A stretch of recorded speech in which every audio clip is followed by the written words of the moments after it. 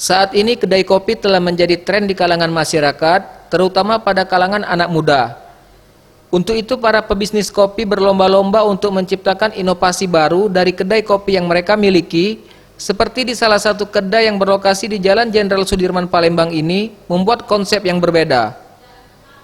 Iwan Christian, pemilik kedai kopi Aksara mengatakan, konsep kedai kopi ini dibuat untuk merangkul mahasiswa dan komunitas untuk diskusi bersama.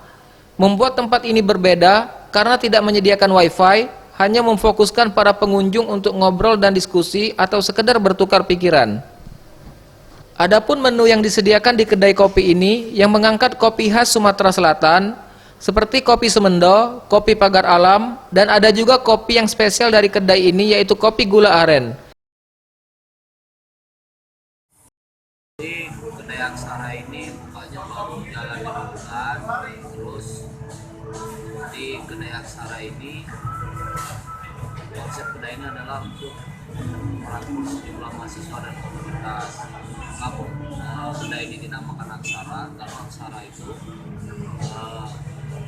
dalam artian kami mengutamakan contoh misalkan kedai ini untuk misalkan diskusi waktu, diskusi puisi dan film. Dan kebanyakan pengunjung di kedai ini adalah teman-teman jurnalis.